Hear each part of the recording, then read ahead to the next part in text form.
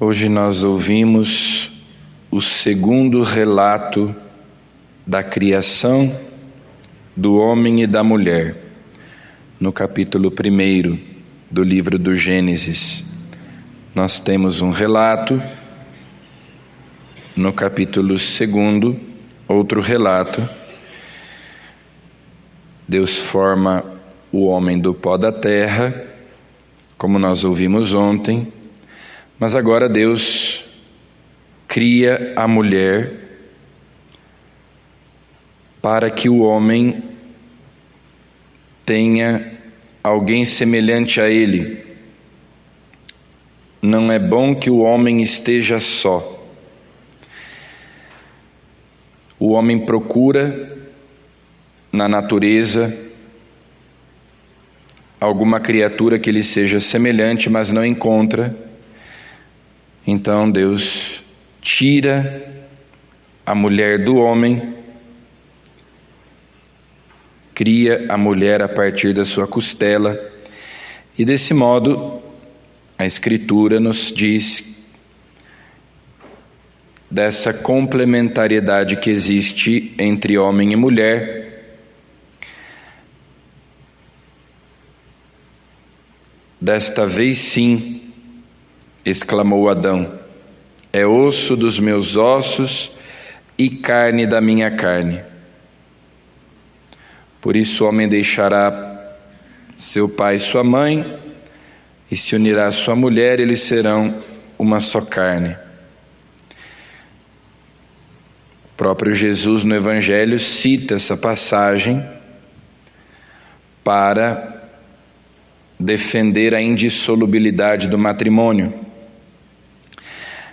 Então, em outras palavras, o que a Escritura está dizendo é que quem inventou o casamento foi Deus, quem inventou a família foi Deus, e que essa complementariedade entre homem e mulher e também a indissolubilidade do matrimônio fazem parte do projeto original de Deus. Foi Deus quem pensou e executou essa obra, e que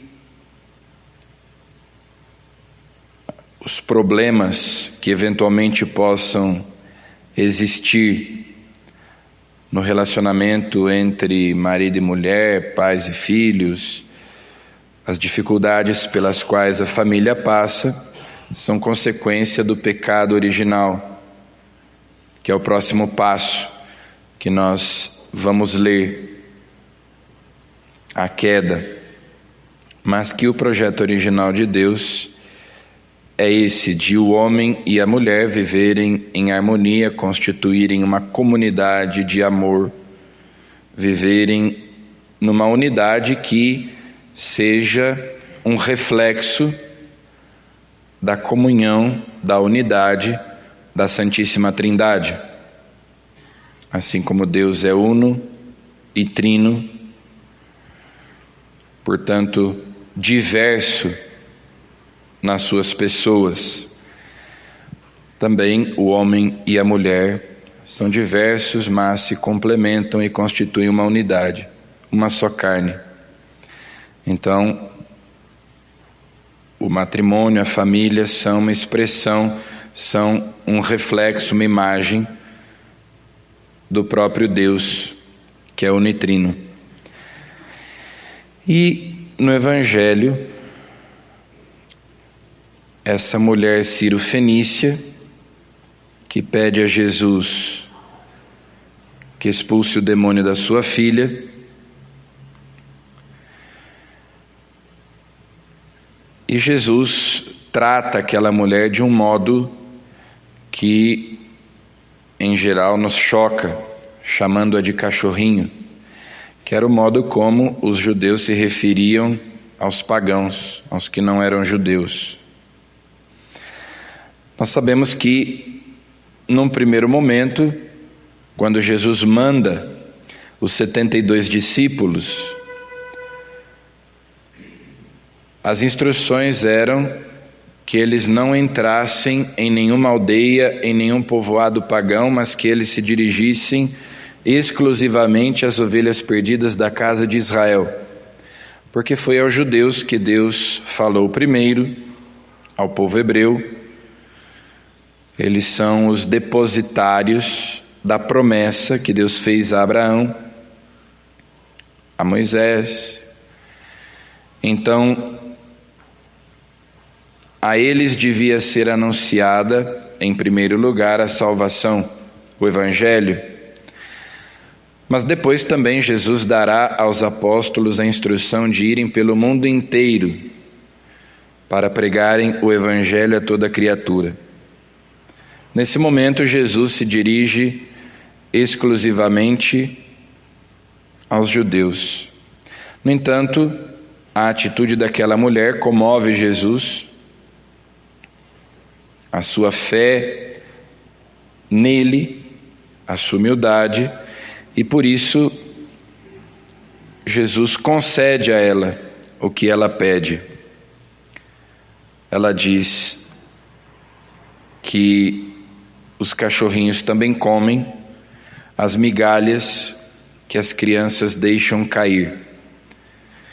Então, é uma fé humilde que reconhece a sabedoria, a bondade de Deus, ao contrário do que muitas vezes nós fazemos. Queremos ensinar Deus a ser Deus. No fundo pensamos, se eu fosse Deus, eu faria melhor do que Deus faz. Eu não faria assim, Deus está errado, Deus agiu mal. Eu é que sei como as coisas devem ser. Eu é que sou sábio, eu é que sou bom. Deus não é bom, Deus não é sábio, porque Deus fez assim e não fez diferente. Queremos nos sentar no trono de Deus e dizer como as coisas devem ser, ensiná-lo a fazer as coisas do nosso jeito. Essa mulher não.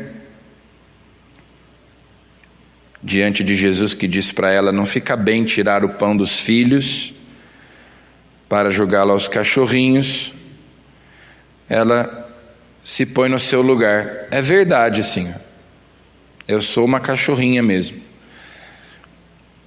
mas eu estou suplicando, na minha condição pobre, miserável, de criatura que necessita, eu estendo a mão e confio na tua sabedoria, na tua bondade.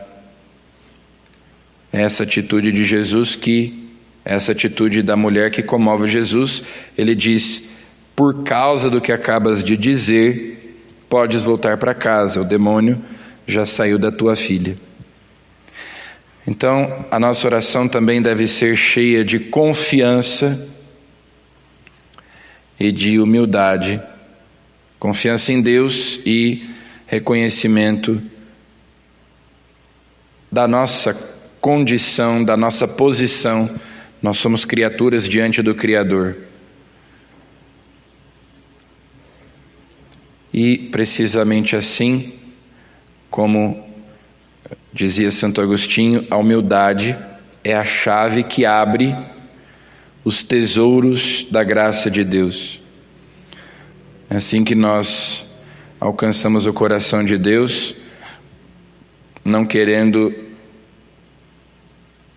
julgar Deus, como se nós estivéssemos em condição de avaliar o trabalho de Deus, se Ele está ou não fazendo bem o seu trabalho, mas nos colocando humildemente na sua presença e suplicando a Ele que venha em nosso auxílio e que nos socorra, porque somos pequenos, porque somos pobres e necessitamos dEle.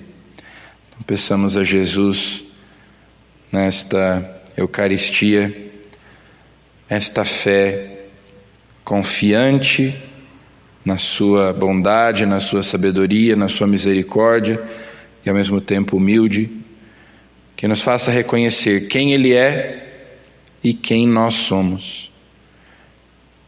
e nós nos coloquemos diante dele como criaturas que se põem diante do seu Criador.